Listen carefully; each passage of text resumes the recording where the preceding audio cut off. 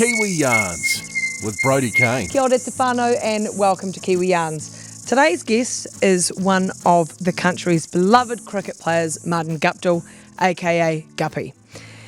Now, if we were to do just like a light glance over your 13-year international career, we would see 367 international matches, New Zealand's all-time leading T20 run scorer, New Zealand's third all-time leading ODI run scorer, the first player to score an ODI double century for New Zealand, highest ever ODI score, 237 against the West Indies in the 2015 World Cup, all-time leading run scorer at Eden Park.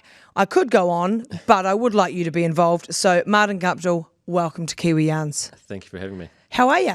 I'm good. I'm really good. Yeah. What's happening? Like, what are the days filled with these days? Not so much what you've read out anymore. I'm doing a lot of dad time at the moment. While I'm home, Laura's obviously very, very busy with all her work. So I'm like the stay-at-home dad. Just looking after the kids, making sure they're all sorted, and yeah, that's about it really. Well, you obviously held that down well while Laura and myself were doing very busy work in Las Vegas. It looked like you were busy. we were very, very busy, and I appreciated having that time with her. But let's start with that. How is that? I guess transition to a big sort of like stay-at-home dad role from international cricketer. It's certainly very different. Less free time on my hands than what I did when I was away on tour. So. But no, it's good fun. I've missed out on so much over the kids' lives so far that to be here now, to be able to be more, I guess, an active dad to them is pretty special and something I'm really relishing.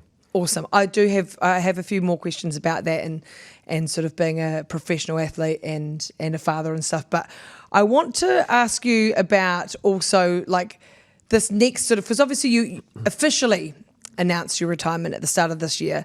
And is that we'll get to this long-winded period in between the last game in a moment, but does it feel weird that is the case and like you're 38 and you announce a retirement for something? Like, is there some sort of identity crisis or anything, or how are you sort of piecing together like, right, who's Martin Guptill now?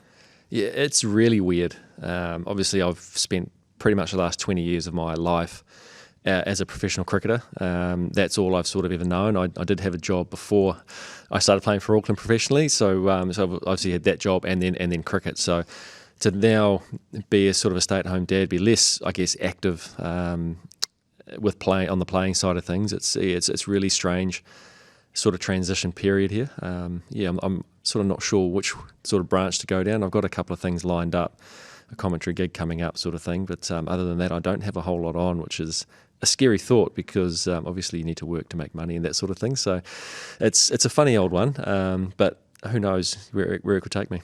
It's amazing, isn't it? Because I could say to you, geez, you fire up the CV, like get onto Microsoft Word and type those things out. They're very impressive, but you could also say, like, again, I say you're 38. You've almost got there's a whole nother life cycle ahead of you, which can be quite exciting. Yeah, absolutely. And what that looks like at the moment, I'm not 100% sure. So this next sort of trip away where I'm doing a bit of commentary, it'll be sort of, I guess, the next step in that direction. And, hopefully it goes well and I enjoy it a lot. And then hopefully it can open a few more doors for me. So sort of a little bit of wait and see what happens. And I've got a pretty good teacher at home, and Laura, who can help me out with the side of things. So she's given me a little bit of advice so far. I think one of the cool things as well that you guys, there has been a bit of a swap whereby, I just said to you before, she shines in whatever she does. For people not familiar, Laura McGoldrick is Martin Guptill's wife, amazing broadcaster, but also actually it's kind of like it's her turn to sort of go out there, and she's got these amazing work opportunities and doing her thing, and that's something that you're fully supportive and it's really cool to see. Yeah, and I guess the thing is she's actually done it the whole way through I was playing as well. So, whenever I've been away with the New Zealand team, she's always been at home making sure the kids are all sorted, sorting babysitters, and then going to work and making sure everything's all under control. So now that's sort of, I guess, my turn in a way to try and make sure that things are under control, and so far so good. But I appreciate everything that she's done and continues to do for us. Sorry, it's a juggle, and I think we're doing pretty well. I agree. Hey, so when we look at those stats, and that wasn't even half of the massive amount of stats, records, and achievements. Do they mean a lot to you? Are you able to sit back and go, wow, that was me? Yeah, I am. And luckily enough, we've got there's a system that New Zealand Cricket has. It's online that we can go back and watch certain, all of our games that we've played and things like that. So I'm able to do that as well and just, I guess, reminisce. And yeah, I mean, YouTube only shows you so much, but you can go back and watch the stuff, and it's pretty cool to be able to go back and watch games you may have forgotten about. Games that have a significant, World Cup games, things like that, you can go back and watch, and it's brings the goosebumps back, and sort of almost gets those competitive juices flowing again. We want to play. I still feel like I've got a lot of cricket left in me. I'm certainly not done entirely yet. Just hope those opportunities keep coming. That's all. Yeah. Is there a particular moment? It doesn't even have to be one of the big records or anything. Is there one that sort of ignites fire in your belly, you can remember it like it was yesterday? It's pretty tough to go past your very first game. I mean, fresh-faced 22-year-old, a hell of a lot younger than what I look now, and couldn't even grow facial hair back then, really. So that game there, some great memories against the West Indies at Eden Park, my favourite ground. And to be able to go out and be 122 not out at the end of 50 overs on the debut, it was pretty special. Were you bricking it? I almost feel like that time I didn't have time to. I was supposed to be batting number 3, and then there was a disciplinary issue before that game, so the player got stood down, and then I ended up opening the batting, so I didn't feel like I had enough time to sort of be really nervous, and I went out and nicked one down to third man to get off the mark, and sort of was away from there. So it was. Who got stood down? Well, he's a good mate of mine. It was Jesse. He was sort of. Oh yes, and that's fine. And look, that was a long time ago. And you can remember that you had to step up, and that was a great thing for you. Yeah, perfect. Thanks, Jess. Exactly. Okay, so you announced your official retirement, as I said before, at the start of this year. But you also have just said that you're still loving cricket. There's plenty of cricket still in you, plenty more in the tank. Love playing for Auckland. Obviously, T20 is just thriving. You love that. Can we talk then about how your international career ended? Your last international match was in 2022. It's a long time between innings, excuse the pun.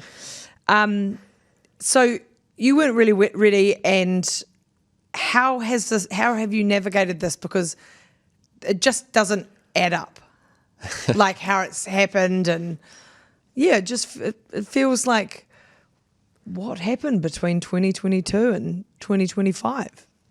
Well, it just sort of happened. There was no real writing on the wall or anything like that. It just sort of abruptly ended. My last 10 one-dayers, in half of those innings, I've contributed to the team, significantly. And then, I'm just, I guess, been put out to pasture to bring young guys through. So it's one way to look at it is the nature of the beast. It is professional sport. But I feel like my career wasn't over, wasn't done.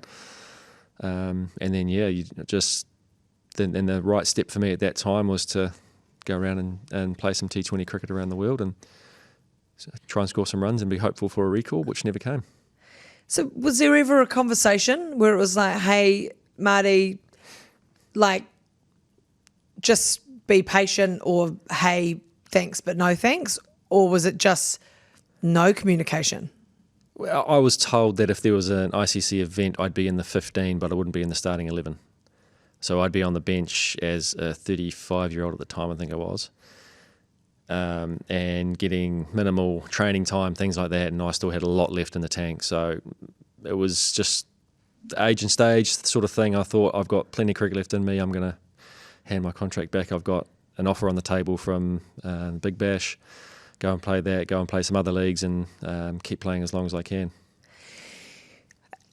I'm not going to protest to be the most fully schooled up cricket person. I've watched a lot of your cricket, and I know that we've got the records. You're very talented. You've contributed massively, nationally, internationally, at club level. And so for the diehards that are listening, there's probably many more intricate questions that they might want to know, but.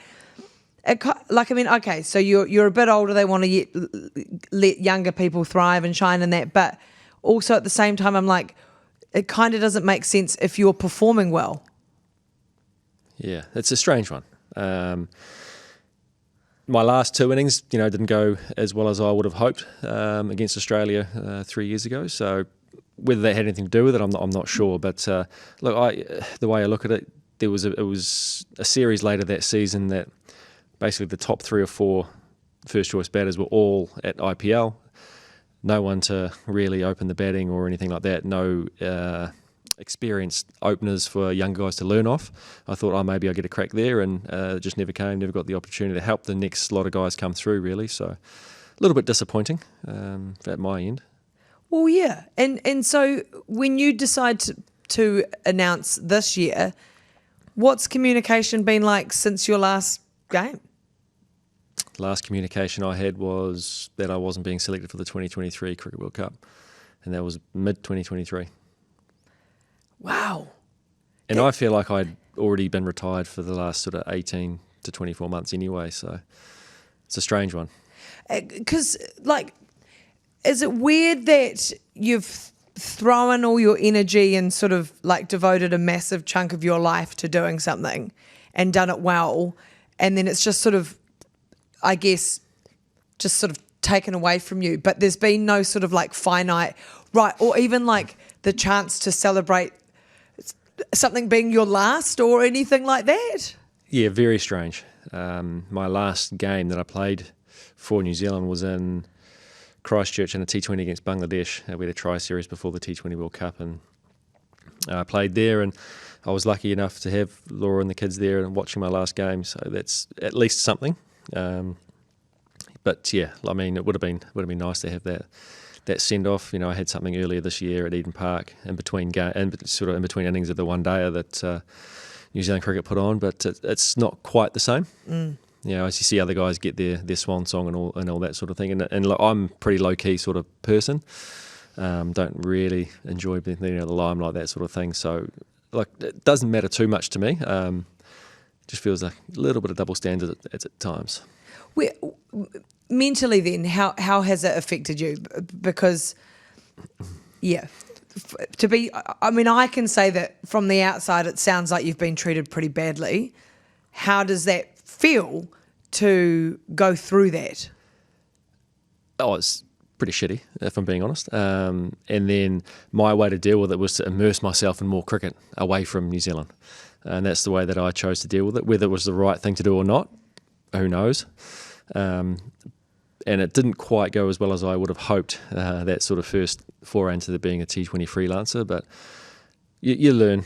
You're always learning, aren't you? I mean, your line of work, you're always learning things. I'm learning things 20 years in the same sort of profession. So if I had my time again, would I do it differently? Probably not.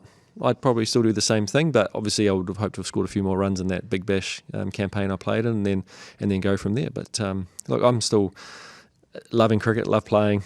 I've got a last man stands final coming up, so I'm playing for my brother-in-law's team. So no, it's good fun. I still enjoy it.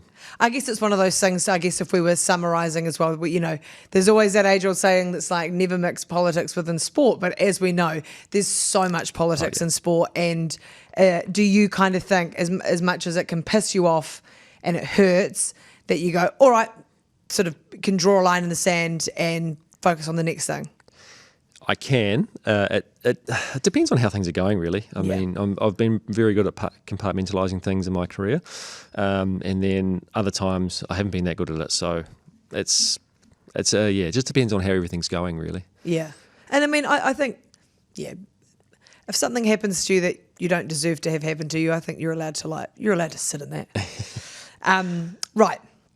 So the first part of the CV that I want to talk about, but for context, Guppy and I were sitting here before we hit record, and I said that I definitely haven't ever watched an entire test before, because the test concept to me, like probably plenty of other, maybe fans might call us basic bitches, whatever you want to call me, fine. I struggle with the concept of a 5-day anything that doesn't have a result, but that's not what we're about to talk about. We're about to talk about something that I do remember because it was absolutely wild. Oh my goodness, 237 against the West Indies in Wellington. What a bloody day that was. I mean, it was a scorching day. Yes, it was a scorching day. It was a cracking day. Big blue, no real wind to speak of, and it was hot. It was a great day. Like, talk me through a day like that, because I guess at that point, you've got all your systems and that in place, but is there like an extra glimmer in the eye where you're like, oh, it's on today, or like when you hit that many runs, 237, what's going through your mind at 50, 70, 100, 150, 200? Like, talk me through the day. I didn't feel any different, to be honest. It was just another day. I think we won the toss, batted first.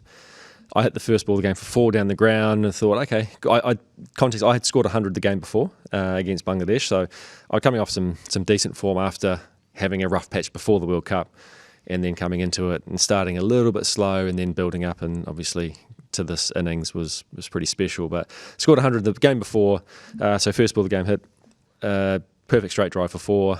2 balls later, I got dropped at square leg. Hit one to Marlon Samuels, who he put it down, and then from there it was pretty flawless. But it was just going through the innings. It was just trying to build. A couple of good partnerships. I put on 140 or 160 with Ross Taylor through the middle, and that sort of set the game up. I got my 100 off 111 balls, so it wasn't like it was express or anything like that. It was just a normal innings, and then something clicked where I remember the ball well. Darren Sammy bowled it, just a normal length ball, and for some reason I'd gone away from what I was doing, and I put my foot down the wicket and I just slogged one, and it went 10, 15 rows back.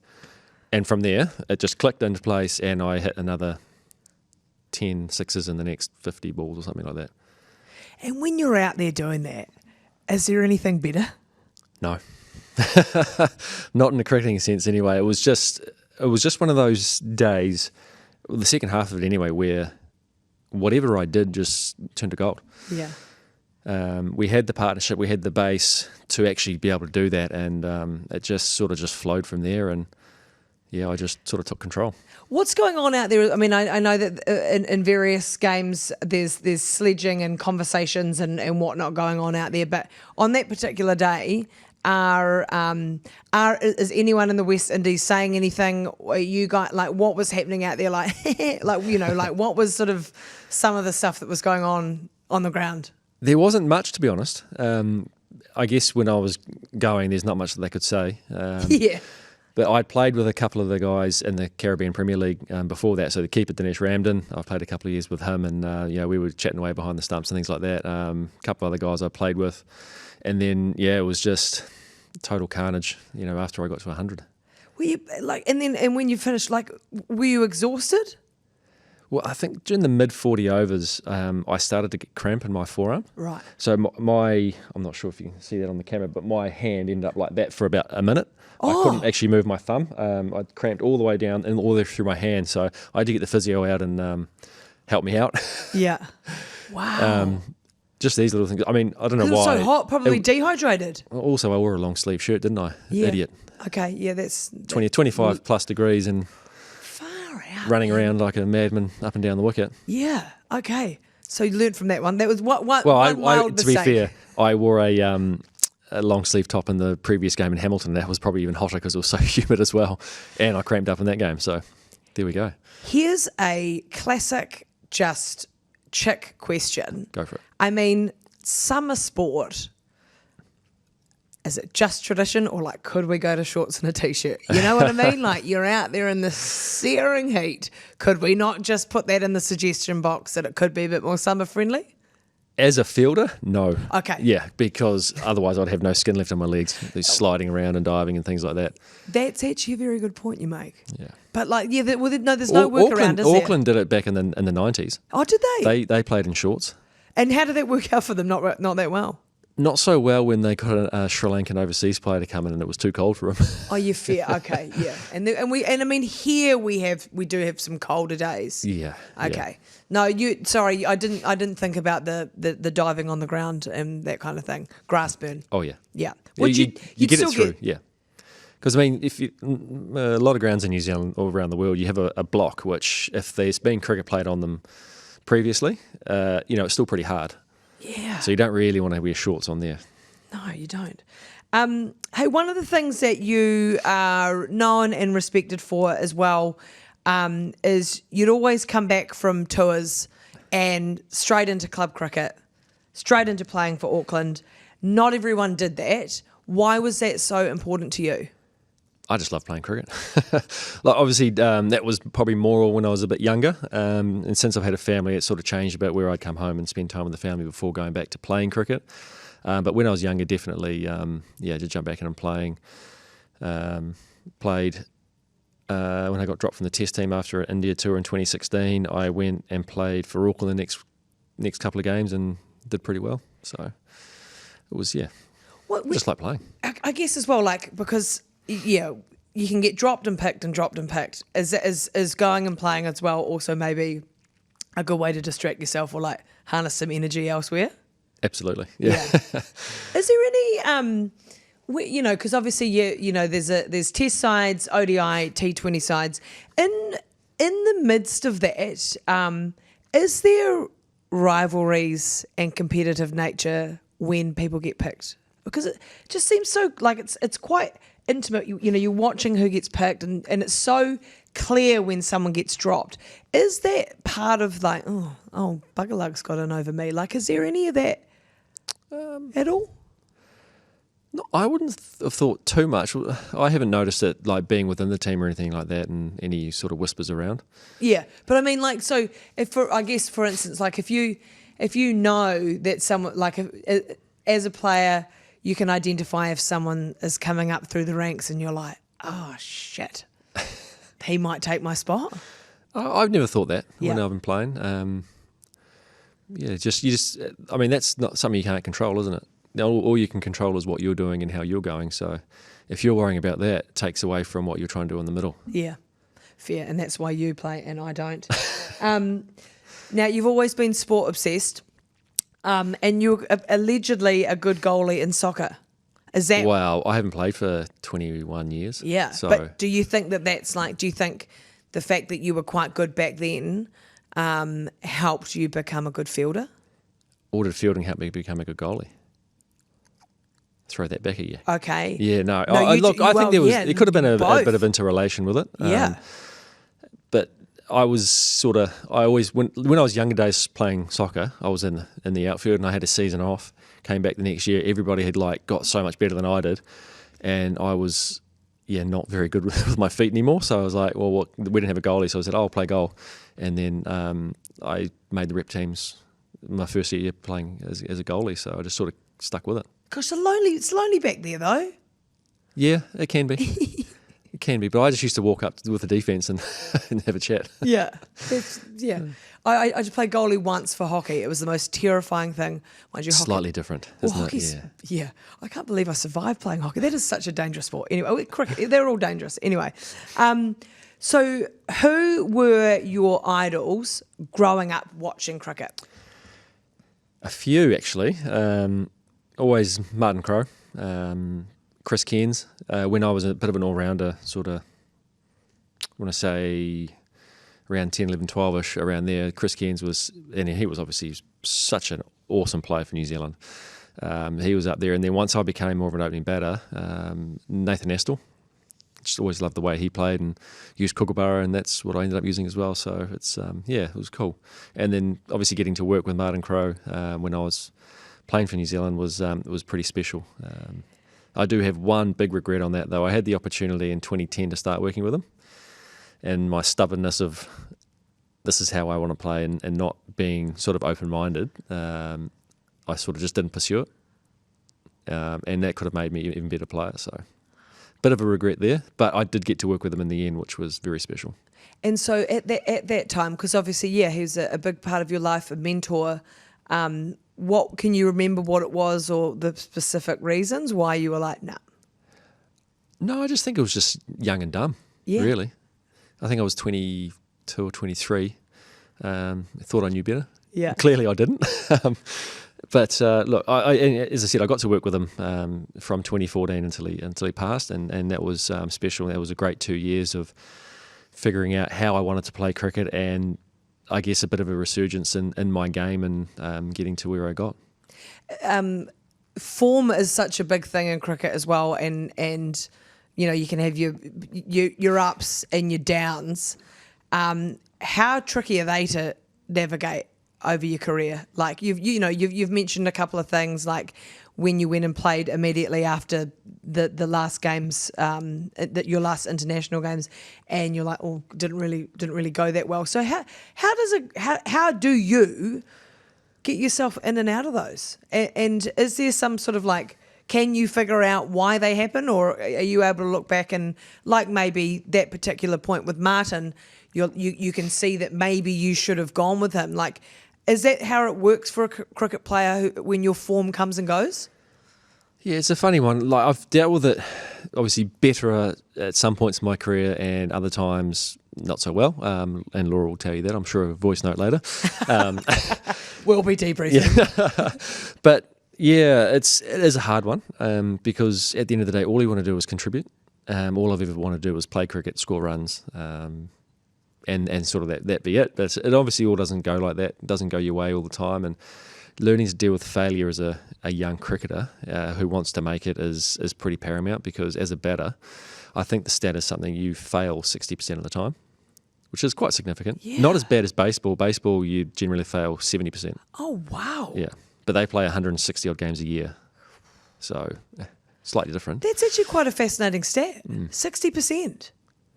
And then you get the anomalies like Kane Williamson, Virat Kohli, Sachin Tendulkar, all these absolute freaks of the game, Steve Smith, who obviously succeed a hell of a lot more than the rest of us, mere mortals. You watch them go about their business and it's like you're just a different breed. Yeah, it's like if you're a betting person, it's not a great stat to like, I'm only going to be good 40% of the time. You probably wouldn't do it if you knew that. The dumb thing about it is you could be in the best form of your life and still get out first ball. Yeah, that's you could get run out without facing a ball. It's just one of those games where a bit of bad luck goes your way and your day's over. Yeah, crikey, that's bloody good points you're making there. I like that. Now, can we go back? I think I know where you're going with this. You want to guess? Yeah. Go. 2019. No, I'm not going there yet. Not yet. Okay. No. Jump the gun a bit. No, we're going. We don't worry, people. We are going to 2019. No, I'm going back to the forklift accident. Oh goodness. Okay. Yeah. So you were that's That's a long time ago. 14. Yeah, you were 14. 14. Yeah. So forklift accident. 3 toes on your left foot amputated. Yep. Firstly, ow. Very ow. Secondly, as a teenager, that's quite a traumatic incident to go through. Yep. So tell me about that. It was probably less than a week before Christmas in 2000. Oh. So I got to spend Christmas Day in Middlemore Hospital, which was cool. But yeah, obviously I was at work at Dad's work and school holidays, that sort of thing. Only day I didn't wear my safety boots, wasn't it? Oh, okay. Good old karma, eh? Yeah. But no karma. Not karma. Probably the wrong word. You didn't deserve that. But a Murphy's Law, maybe. Yeah, Murphy's Okay. Law. There we go. And then I was horsing around, got a bit close, and split second later, bang. Far out. Yeah. So then what was, as a young teen and a sports mad teen, you lose 3 toes. What was recovery like? And were you like, how did you deal with that? Just sort of had to just deal with it. I mean, there wasn't really much I could do about it. So I just sort of went through the recovery process. I had an operation the night I got run over. 2 of them were fractured, so they put pins in them, try and save them. And then after about a week to 10 days, they just died basically, and the surgeon said they got to come off. So New Year's Day 2001, I had the operation. And then the last game of the season in term 1 for the school, for second 11, I played that game. And so what was it like to start with? Was there like any balance out of whack or anything? I didn't find it too bad, actually. I had crutches for a bit, so I got to learn to like sort of get used to it a bit with a bit of help. And then I was just sort of away from there. Because you're a bloody fast runner. Yeah. Hey. Yeah. Do you know what your 100 metres? Have you got like 100 metres? No, not a proper That's time probably one. Only the old stopwatch. Oh, yeah. Stopwatch, so not a proper. But like legit fast, eh? Oh, I could hold my own. Not obviously wasn't a sprinter. It's slightly different, but yeah. I mean, we only had to run about 60 metres at the most. Yeah, but quite a lot of times. Yeah. It's not. You don't underestimate how many times. I mean, especially when you're clocking up all the runs that you're clocking up. That's why you like to hit 6, is that right? Now, yeah. Yeah, exactly. And so and now is this a true yarn? So at the time, your dad Peter. And he was a suburbs Newland cricket club stalwart. Did he use his contacts to get in touch with Jeff Crow? Chopper, yeah, that's right. The then manager of the New Zealand team, and Stephen Fleming came and visited you in hospital. And Jacob Oram and James Franklin. Oh, that's special. Yeah, that was pretty cool. I mean, you're sitting there in the hospital bed and, a few drugs running through your system with the morphine and things like that. And then these big, I mean, they're all over. I mean, Jake's 6'7", 6'6", 6'7". Frankie's 6'5", Flem's 6'4", 6'5" as well. I mean, I was probably, knee high to a grasshopper at that stage. These guys are huge. Walked through the door and I was a bit like shell shocked. I don't think I spoke for the first 10 minutes. But I guess the cool thing was I got to play for New Zealand with Jake and Frankie. Yeah, that's cool. Full circle. Didn't get to play with Flem. He had retired before I started, but obviously got to know him a wee bit around the traps and things like that, which was pretty cool. Oh, that's awesome. And your dad died in 2017, and he was your pal. You and him lived and breathed cricket, and Harley was just about to be born. Yeah, it was about 6 weeks in between. What was that like? That must have been a really heartbreaking moment. It was. I mean, I still think about him a lot. What is it, nearly 8 years now that he's been gone. So it's been a tough one. Obviously, you go the excitement of expecting your first child, and then the heartbreak of you losing your dad, sort of thing. And he never got the opportunity to be a grandparent, which I just know that he would have been, the best. So yeah, very, very sad. I don't think I've ever dealt with it properly either. Just sort of got on with it, carried on. We had Harley, and then a week later I went on tour. Yeah. What's your fondest memory of Dad? Yeah. There's heaps. We used to go out in the truck with him in school holidays and things like that. All those times, the countless throwdowns in the backyard. All those things, having him at some pretty significant matches in my career, which was pretty awesome. He was at the World Cup final in 2015, at my first game, obviously, and yeah, a heap of others in between. Was he at the? Did I read this right? Was he at the pub though when you scored 237? Yes. Yeah. He was watching at the pub for that one. Yeah. He was up here in Auckland, and we were in Wellington. So. Yeah. Yeah. That'd be yeah. Gosh, it did. He probably would have had one of my shirts on too. Oh, good, yeah. Good. Okay, now what we're going to do? So we're going to go from one emotion to another. We're going there together though, and we're going to 2019. Can we go to 2019? Let's give it a go. Okay. Yeah, give it a whirl. Do we need a sip? Do you want a sip? I might. Yeah, I might. Let's might have it. go, We'll have guys at home. We just have. It's just. Do you need rum? Rum? Anyone got rum? Right. There are, and obviously there are actually there are a few moving parts here. Yeah. The first part that I think we'll tackle though is running out MS Dhoni in the semi-final. I mean, what a way to end a great's career, right? Like that was just insane. You sound like all the Indian public saying that I ended his career. Oh, fair, yeah, exactly. Like, I guess if people want to look at it that way, yeah. I mean, not ended it, like off you go. But no, like it was last moment. It was one of those situations where the stars had to align, and I had a pretty shit World Cup. Started off really great in the first game, and then it just got progressively worse and worse. But I'd fielded well the whole way through. And so I was at deep back with square leg. I can remember vividly, the ball went up and I thought, oh, that's gone straight up. I don't have to move. And then I saw a keeper running out of the corner of my eye and I thought, shit, I've got to go. And so I just basically put my head down, ran as fast as I could, picked the ball up, 30 metres out, and it was just perfect. Colin de Graan had run to the stumps and I thought, no, I have to go. I have to try and hit them. And yeah, like it was that far short. So 1.5 stumps away, Matt, and managed to hit it straight on. I've just about had a heart attack listening to you relive that. Like that is just like they're the moments that you could make a movie out of. It was funny. It's like if you think about a 30-metre throw, it doesn't take that long to get there. I don't think I can throw Guppy. I think I'm about. I will say it. I throw. It like almost a girl. felt like forever that the ball got there. Yeah, and then the last sort of metre maybe felt like everything sped up and hit the stumps, and we all went crazy because we know from experience that direct hits are always close. And I can remember Richard Kettleborough, I was pretty much next to him when I threw the ball with the umpire, and I can still remember his reaction. It was the old like that, and he knew it was close, and he's gone upstairs to the third umpire, and obviously the rest is history. Yeah. And then just the moments after that, like, was it just crazy? Well, it was a little bit tense in the huddle because obviously we've got to wait for them to go through the replays. But as soon as we saw the replay on the big screen, everyone was And then you've got okay. And then, but hey, no, actually, before we'll get to the final.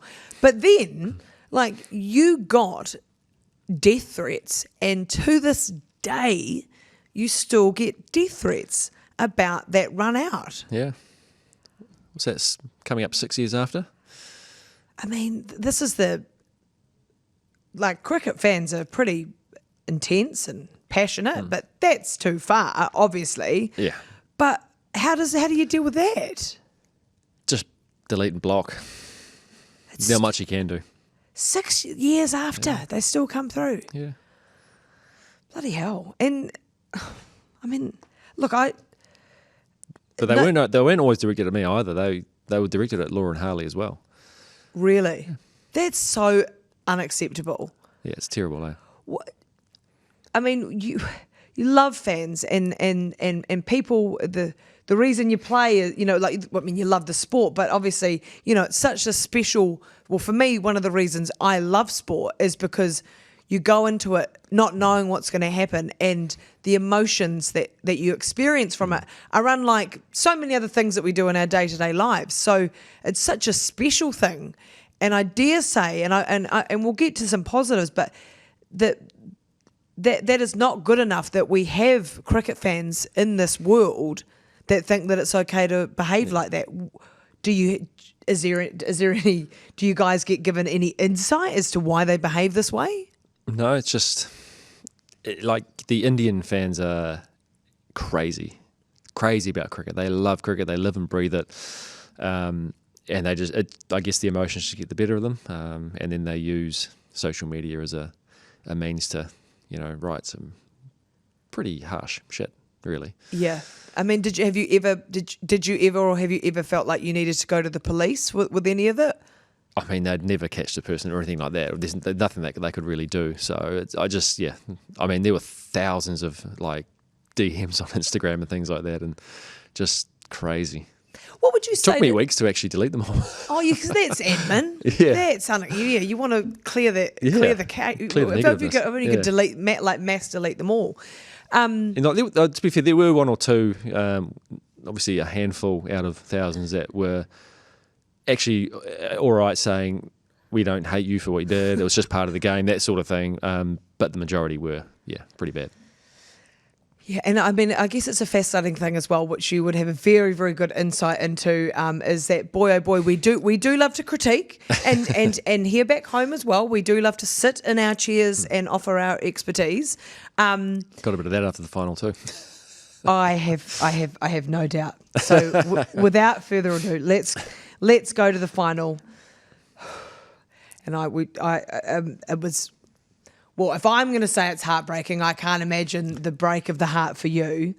The super over drama, that stupid boundary rule. That's me saying that. I don't know how you feel about that, but it would be fair to say it was possibly one of the most dramatic sporting moments in cricket history, in sporting history.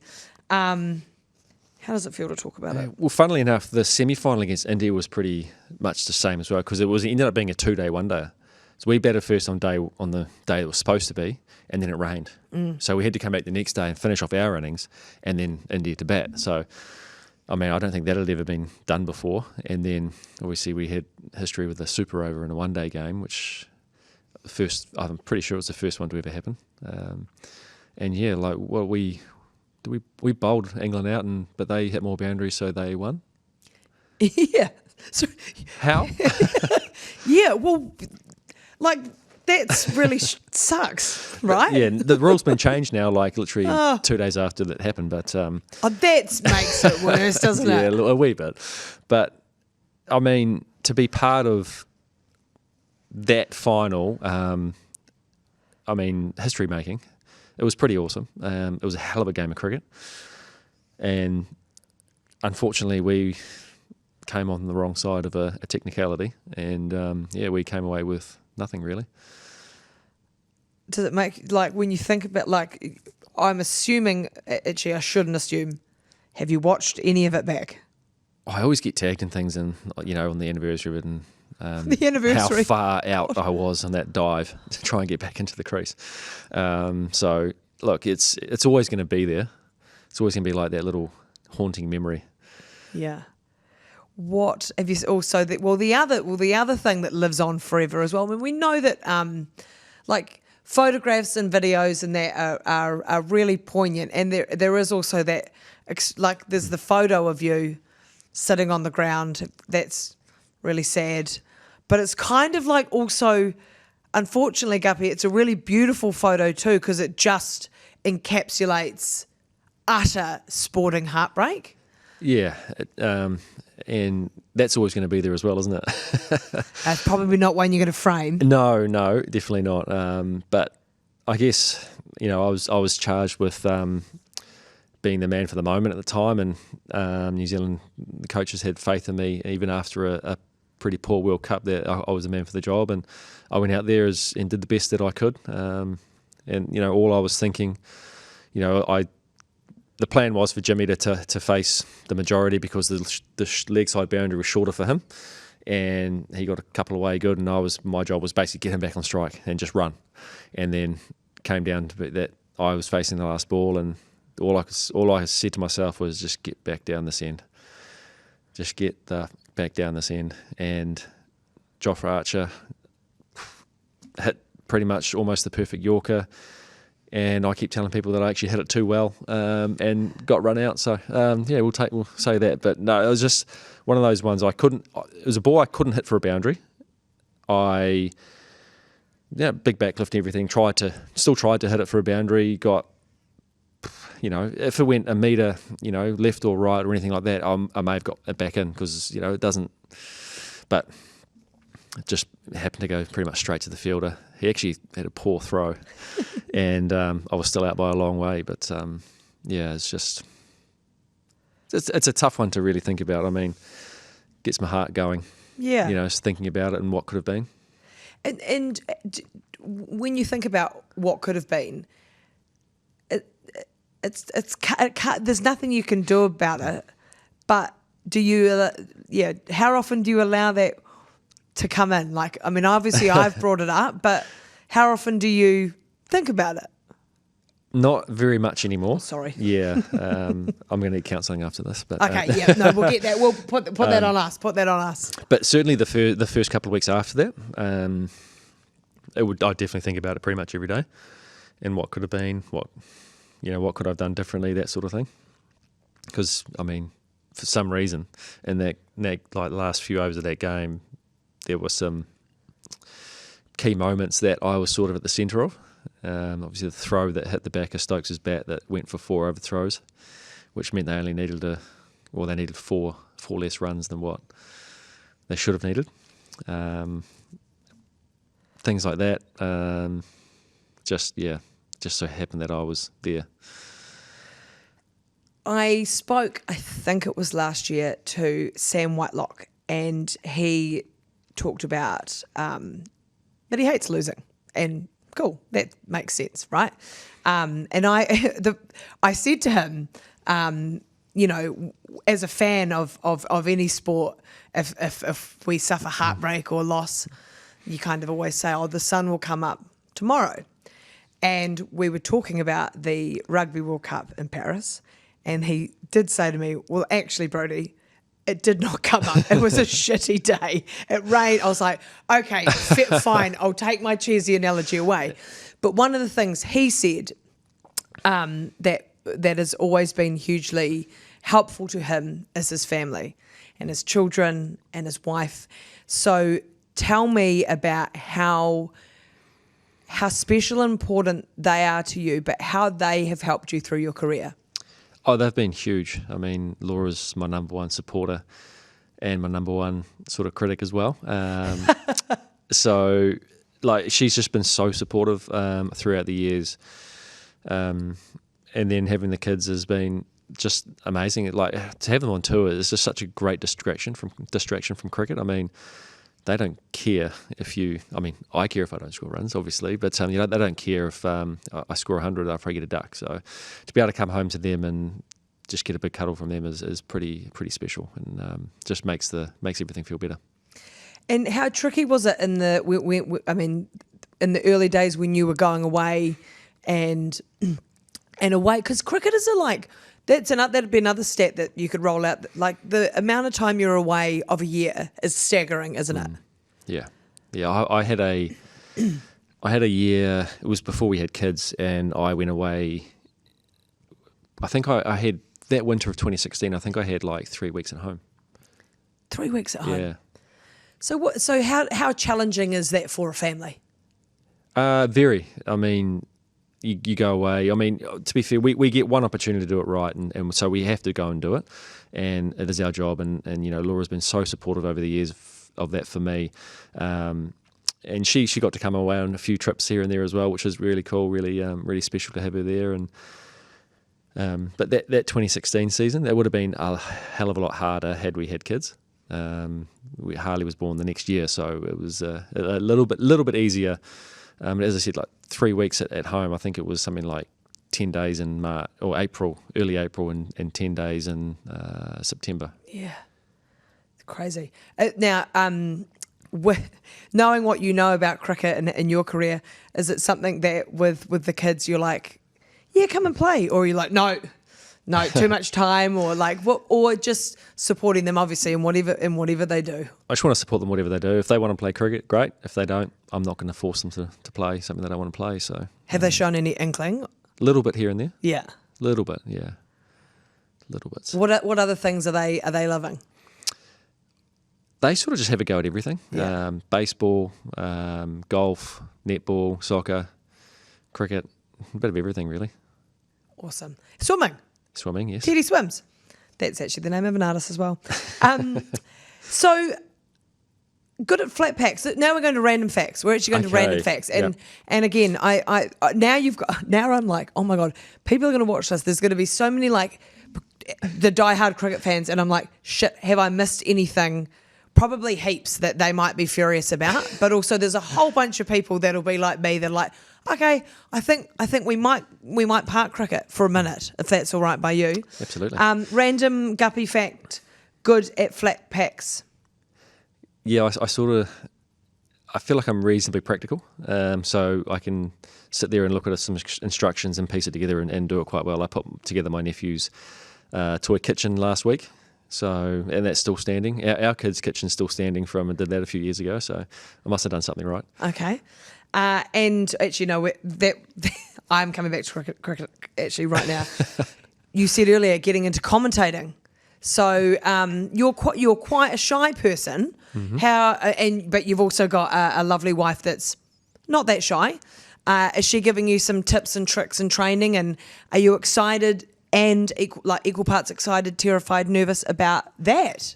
All of the above, a bit. Yeah, I've done a little bit of commentary before, a couple of stints here and there, but this is like the first full-time sort of one I've done. So it's I guess lucky for me, the games are going to be on at like 2 a.m. here, so no one's going to be able to hear. You've told the whole world now that they don't know what I'm going to be commentating on, though, do they? I do not want to tell them that. Should we keep that? No. But sorry, I'm going to ruin it for you. You're going to Pakistan. I am. Yes. And you've played there. You were in the team that had to come out. Security. Talk to me about that, because that's a fascinating place to go. But also, as you've just said, you're going back there, and you're essentially in lockdown while you're there. So, like I say, fascinating, but obviously quite a scary place to go. I don't find it scary now. Right. That first time I went, it was the team had been in Bangladesh. It was still during sort of COVID time, so they'd done a tour of Bangladesh, had gone to Pakistan, and there was 6 of us flying in separately to be part of the T20 squad, and then go on to the T20 World Cup in Dubai. And we got there, and it was our 6th day of quarantine, so our last day, and we got a message on the group WhatsApp saying there's an emergency meeting or urgent meeting in the team room before the team go to the game. It was a first one-day game that day at 12 o'clock. And my instant reaction was to start packing my bags. And 12 o'clock came, there's been a threat against the team, we're leaving. It's like, shit, okay. So I had actually rung Laura before this call, because we're in quarantine. We couldn't obviously go there, so they sent a Zoom link or whatever to get in. The Wi-Fi was so bad we could barely hear anything. Anyway, I called Laura and said, we've been told this meeting's happening. I'm packing my bags. So I've got a feeling we're going. And yeah, sure enough, it actually didn't end up being till the next night that we left. But it was a strange sort of 24-hour period where it was a little bit of unknown. But we ended up getting out of there, and I've been back 3 times since then, so I feel absolutely fine going back. But as you say, though, there are restrictions in terms of what you can do. Yeah, but the security's pretty heavy Yeah. when we're there, and I mean, yeah, we're pretty safe there. Yeah, I think, but that's another fascinating thing is you go all around the world, but like even for instance when you go to India, the fans if they find out where you stay in that or where you might be, all of a sudden there's thousands of them there, right? Yeah, I mean I could show you a video on my phone from when we were having Nando's in a mall in 2016, and the amount of people out there just videoing us eating. Wow. Yeah. And so I guess you're used to there being a heavy security presence. Yeah. At all times. Yeah. So what? Announce your retirement. We know that actually, if I'm doing a big summary for you, you've had an absolutely remarkable career, and I'm sorry that for you that the international side of it ended the way it did. I think that's really shitty. I agree with you. But overall, you should be, and I hope you are, really proud of what you've contributed to the sport at every level. Oh, absolutely. I mean, as a young kid, you always dream of playing. Well, I did dream playing cricket for New Zealand, and to get one game was pretty special. But to be, I think I'm in the top 5 of most games played for New Zealand. So I would pinch myself as a young kid to, that actually happened. I mean, wow. 13, 14 years. It's pretty special. It's pretty awesome. I think you should be very proud. I'm going to give you your Kiwi Yarns quick fire questions. Shit. Okay, here we go. We'll get to the main chunk of them, but first I've got an extra question to you. Okay. And this is all thanks to Blundstone boots, Tasmanian born, New Zealand worn. What's the hardest job you've ever had, and why? When I was around about 18 or 19, I think I was 19, I had to run my dad's business for a week or so while he had a knee replacement. And what made it even harder was one of the truck drivers broke his finger on day one of me. He was supposed to be in the office and controlling everything. So to then me being out on the road and having phone calls come through to my cell phone to make sure that I didn't miss anything.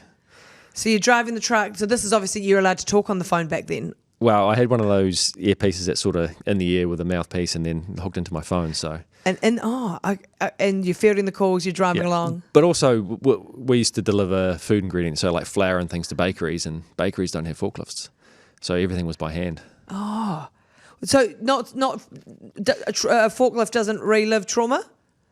No, I worked. Well, I was 14. I was 19 when this happened, I was obviously working for Dad at the time. But you got back on the forklifts. Yeah, absolutely. Oh shit, we got back on the forklifts. Shit, yeah. Oh, great. Yeah. Oh no, that doesn't seem that much phases you. No. And hilariously, I thought you might have said cricket might have been your hardest job, but no, the week for Dad's business. Look, don't get me wrong, cricket's hard. Yeah. But as a 19-year-old with no business background, I'm trying to do everything. I'm sure you did a great job. Did you leave it better than you started? I don't know. I was so tired by the end of it. I've got no idea. Oh my God, that's a classic. Right, I'll give you the question number 1, which is what kai is on the menu of your final feed? I think it's just a good steak, some roast veggies. Yeah. Very Kiwi. What level of cook do we like? I'm a medium. Medium? Yeah. Medium? Yeah. Interesting. Okay, good to know. If I gave you a magic wand to change one thing in Aotearoa, what would it be? Ooh. I don't know. More opportunity for kids to play sport. I love it. Yeah. Great answer. Your favourite Kiwi artist or song? Oh, see, this has been scratching my head over this one. There's been a few. Like I used to like Supergroove back in the day. Oh, yes. How good were they? You know, Shea Fu, lead singer. Yeah. And then obviously you got Dave Dobbin, 660. Oh, there's so many to choose, but I think recently probably 660. And this is a subsequent question. Before you go out, like, were you like a headphones, listen to music, get into the zone kind of guy? Well, see, we have to hand our phones in when we get to the changing room. So, why? TV games, chances of anti-corruption, getting messages, things like that. All right. Go. So okay. So there is music on in the change rooms. There's a speaker and they get some music on it. Who gets to choose what's the playlist? Captain. Oh, no. It's just most of the time was Trent Bolt. Yeah. Yeah. And he had good music taste? He was all right. Yeah. He's all right. I can't give him too much credit. He might listen to this. Where in Aotearoa would you love to go that you haven't been? See, that's a thing. I don't know. I've been to most places here. Cricket's taken me around everywhere. But one place I haven't gone to that I actually remember last night, I haven't been to Wanaka. I've heard so many good things about Wanaka. Of all the places, yeah, that's quite wild. I've been, Queenstown many times, Alexandra multiple times. Have you been to Cromwell? I've stayed in Cromwell. Well, there you go. Yeah. It's just round the bloody corner. Yeah, I've never actually been into Wanaka. So there you go. Well, you take the family down there because it's bloody beautiful. Is it? Oh, you need to I have to climb get there. Roy's Peak. Do you like hiking? Walking? Oh, yeah, I don't mind it. You might have to get that past the boss to do that. Oh, one. yeah, okay. All right. It's not that. It's a half day. Right. Question number 5. You're stranded on the Auckland Islands, in particular Disappointment Island. What are the 5 things that you'd take to avoid not only being stranded but disappointed? Does family count as a thing? Family's 1. Yep. Well, we got 3 now. 3 Laura, Teddy, and Harley. So that can be 1. Oh, 1. Okay. Yeah. So that means you can have 4 more things. 4 more things. Yeah. Probably something to do, like take a ball or something like that for the kids. I'm guessing that there's going to be no taking a ball, electricity or anything like that. No, you might need like a power bank, maybe. Yeah, that's not going to last very long, though, is it? No. So there won't be generator. A generator. That's probably a good one. A tent. A tent. Some shelter. A ball. Well, something for the kids to play with. They're not going to. I wouldn't have thought they'd pick up a pine cone and play with that. Yeah, fair. Family, ball. Are we doing the generator? No. Oh, we'll go generator, tent. Yeah. Tent. Barbecue. Okay. Great. Cook some food. Then you'll be able to gather some things and cook it on the barbecue. Exactly. Okay. Yeah. And we're just assuming the barbecue has a gas bottle with it, don't we? Yes. Yeah. I mean, cool. that's just the whole thing, isn't it? Yes. Yes. Yeah. Hey, now that's all the questions. And look, I know that this was your first podcast, Yeah, eh? first one. Was it all right? Did you It was feel all great. right? Yeah, no, it was very good. Thank you. You don't need to. Should we go and we'll go and have a shot of bloody. We'll go and have a shot of whiskey or something. Sounds good. Yeah. Yeah. But Just thank debrief. you. And yeah, I think I can speak on behalf of many New Zealanders that you have brought great joy to our living rooms. And yes, there's been some times that we've been sad with you, but ultimately you've been a really important part of people's lives in terms of sport fans. So thank you for that, and thank you for coming on Kiwi Yarns. Oh, thank you for having me. Appreciate it. My It's been absolute fun. pleasure. Thank you for listening, everyone. That was Kiwi Yarns. We'll see you next week.